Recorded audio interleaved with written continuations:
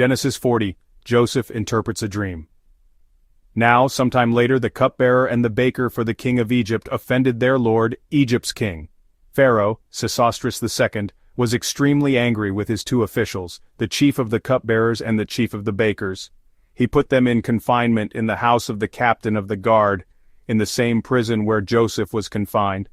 The captain of the guard put Joseph in charge of them, and he served them, and they continued to be in custody for some time.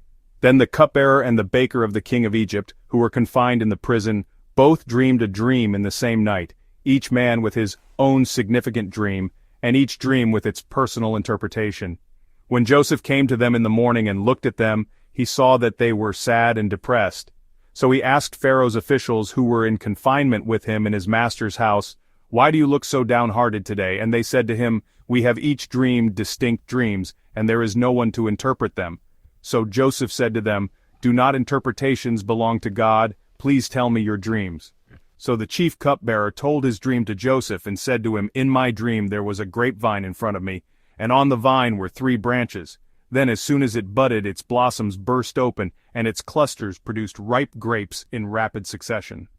Now Pharaoh's cup was in my hand, and I took the grapes and squeezed them into Pharaoh's cup. Then I placed the cup into Pharaoh's hand." Then Joseph said to him, "This is the interpretation of it.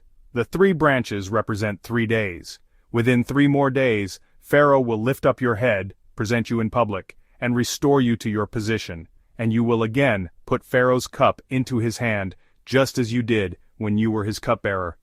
Only think of me when it goes well with you, and please show me kindness by mentioning me to Pharaoh and getting me out of this house.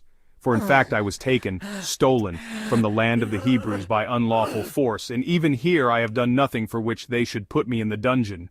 When the chief baker saw that the interpretation of the dream was good, he said to Joseph, "I also dreamed, and in my dream there were 3 cake baskets on my head, and in the top basket there were some of all sorts of baked food for Pharaoh.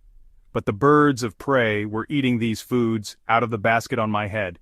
Joseph answered, "This is the interpretation of it. The 3 baskets represent 3 days. Within 3 more days, Pharaoh will lift up your head and will hang you on a tree, and you will not so much as be given a burial, but the birds will eat your flesh." Now on the 3rd day, which was the Pharaoh's birthday, he released the 2 men from prison and made a feast for all his servants.